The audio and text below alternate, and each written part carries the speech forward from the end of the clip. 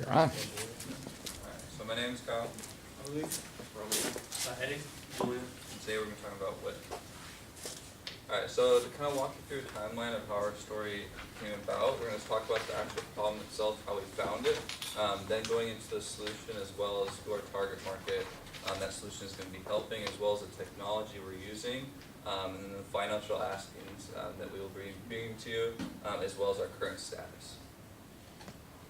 So as a group, and I think as students, we understand best what the problems are on campus. So when we looked into the problem of parking, it wasn't with actually finding a spot, it was with actually the distance getting to class.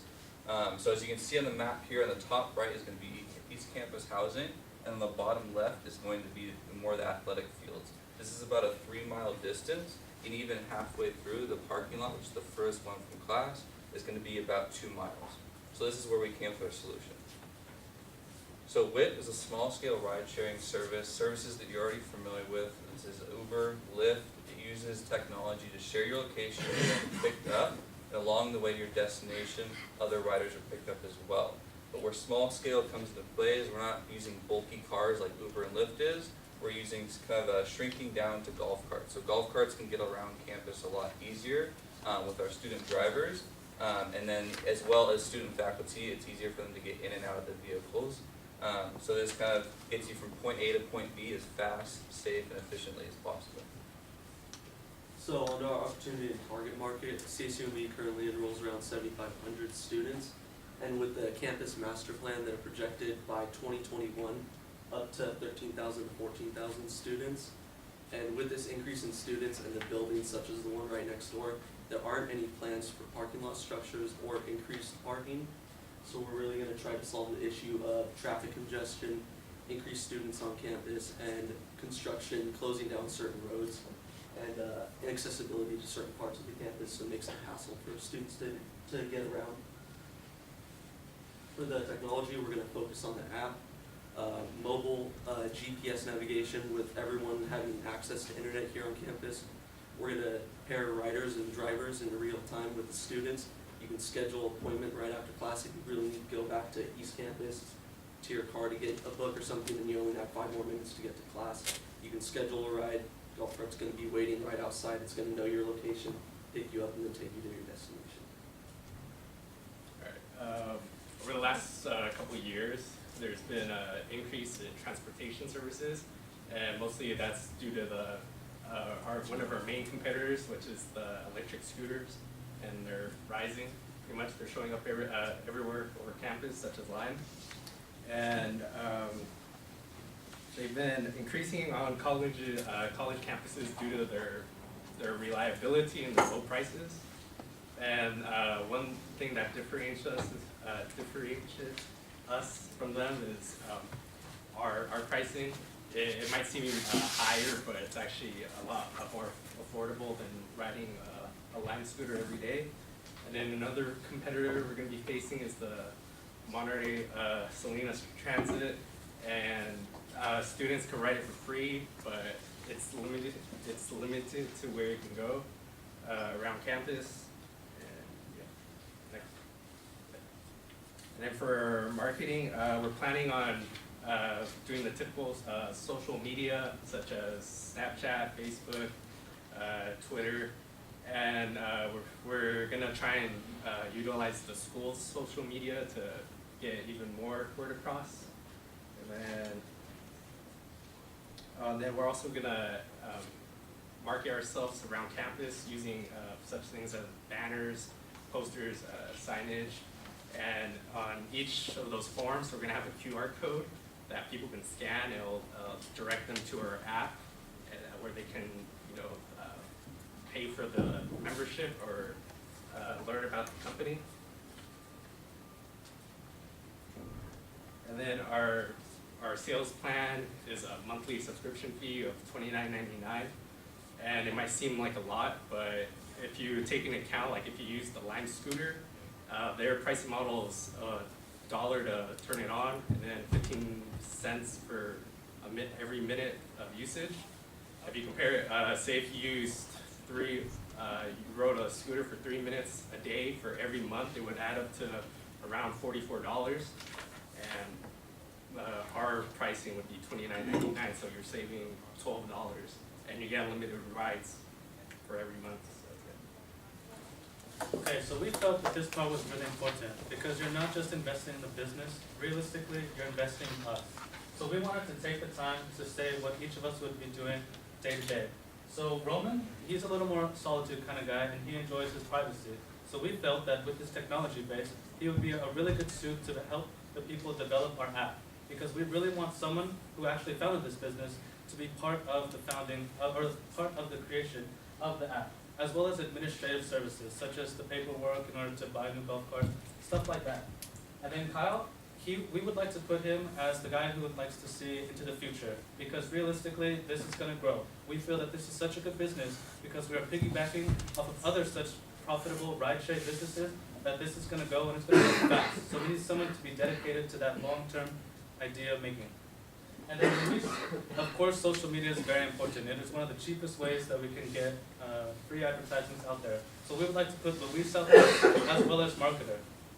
And then Julian, we would like to put Julian over the day-to-day operations, such as creating shift schedules, and as well as actually interacting with the customers. Because for the first few years, we really value customer feedback because that not only will allow us to grow, will allow us to focus on what we need to fix on an even daily basis.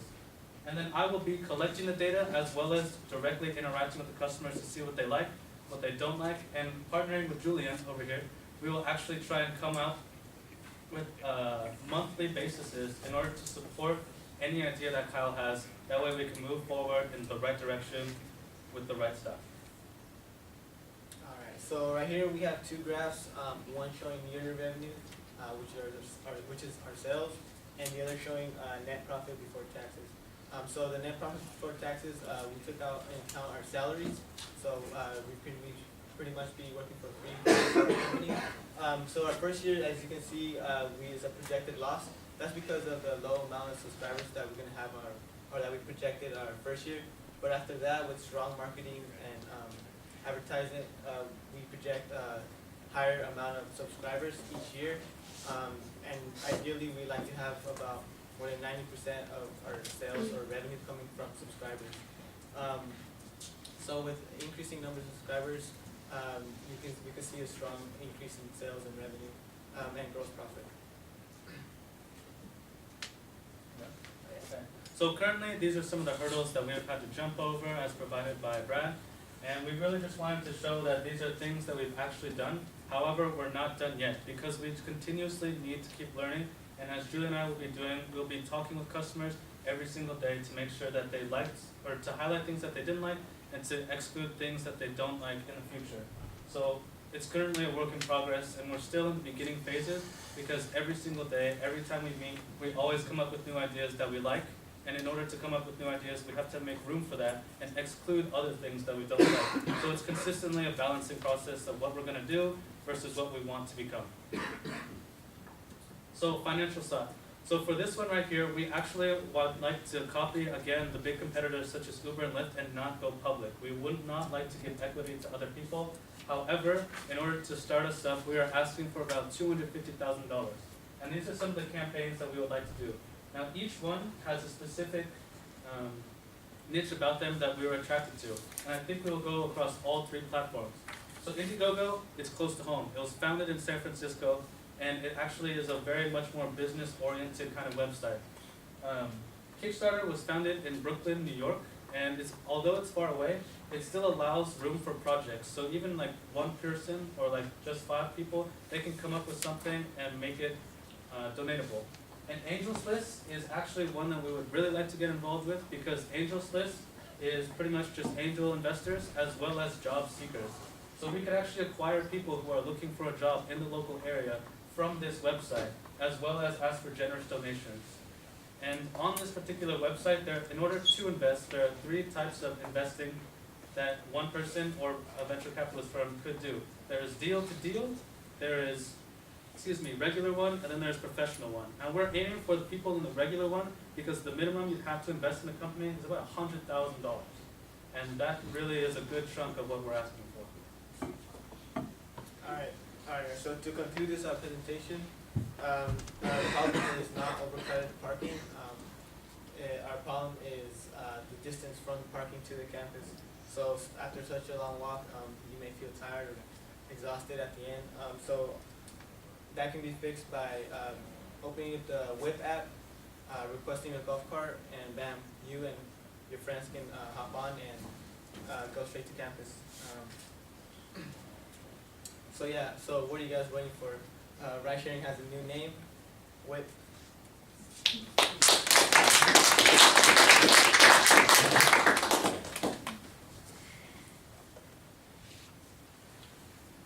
First, I kind of want to say the way you defined the problem is really genius. I think the fact that you said it wasn't the parking, it was the distance, is extremely intelligent. I had a question about how Lime goes off campus. Is that something you're willing to do, or do you want to stay on campus? So far we were thinking of just the furthest we would go is East Campus, just for everyone that's housed there. And then as it kind of develops, maybe year two, we would kind of look at getting towards the, I don't know the name of the mall area. Yeah, exactly. The problem that we mainly face with that is that these golf carts aren't technically road safe, so we have to create a separate lane.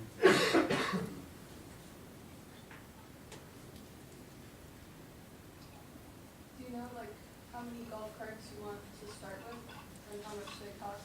Yeah, we estimated about 6 golf carts, and the ones we were looking at are probably like $3,000 a piece.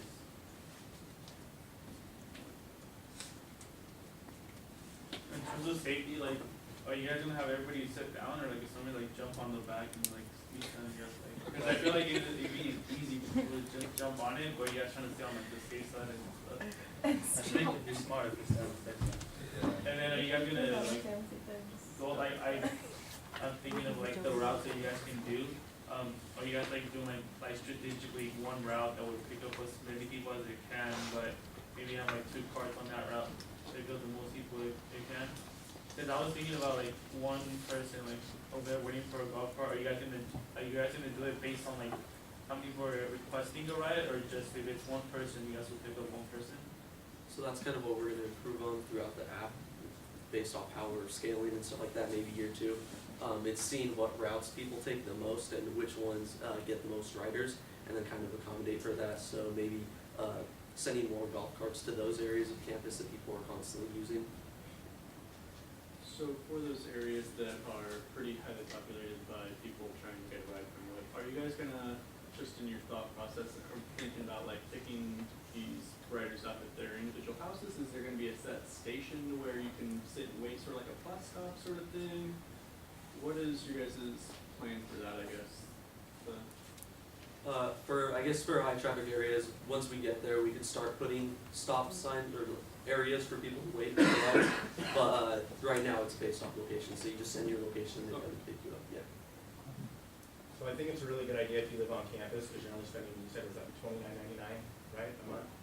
So you're only using $1 a day, but what about the people that come to class 2 or 3 times a day? There's It's a lot cheaper. pay per day, and it's you pay every 1.5 miles.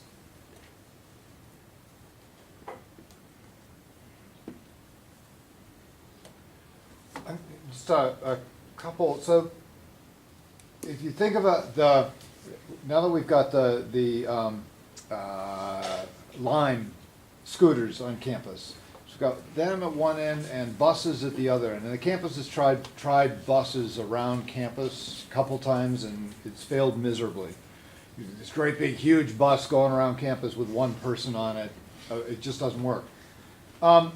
But how do you tell your stories so that you're not sort of stuck in the middle, if you will? How do you put yourself in a category alone that has you be dominant versus in some way dominant versus the Lime scooters, and dominant versus taking the bus? I think there's kind of 2 parts to that I think we can all talk about, that Eddie can talk about more of the bus system, because he uses it to get from East Campus to main campus, and you can talk about the struggles with that, as well as Lime. Like if I'm going to a project and I need to carry multiple things, obviously I need 2 arms to drive a Lime, but I can sit in a Whyp. So that's kind of how we kind of push ourselves ahead of the competition in Lime. Maybe you want to talk about kind of the bus system and the struggles for that. I think it's infamous that everyone knows that the bus system around here isn't that good in terms of time terms of timeliness. Yeah. And also, I don't know if any of you guys have an East Campus and you take the 26th. If you take the 26th at specific times, it's almost guaranteed you're not getting a seat or an ability to stand up.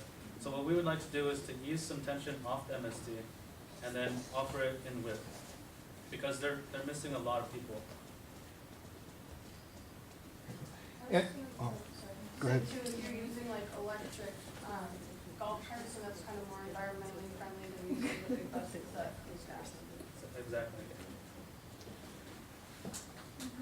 And then in terms of partnership, like the school has a partnership obviously with MSD. Do you think there would be any conflict with you guys trying to come into campus and offer like, I say they're different services, but they're similar in the way that it's like price sharing around campus and like that's free for students. Do you think that there would be a way that you guys could do something similar, like a partnership with the school? I think, because for the MST, that's bringing people from off campus onto campus, because that's a big bus. Yes. So if you're gonna go to a certain point, then you're stuck. Whereas we're focusing more on the transportation around campus. As Brad said, they've tried before and it doesn't work because you can't bring a bus around. So for us, I think it's, one, we have to have a partnership for the space and the charging abilities we need to that area. But I think it's also working kind of sharing profit as well. But I think it's more focusing on fixing the problem of transportation once you arrive on campus, not getting to campus. So I think it's two separate partnerships and two benefits. Anything else?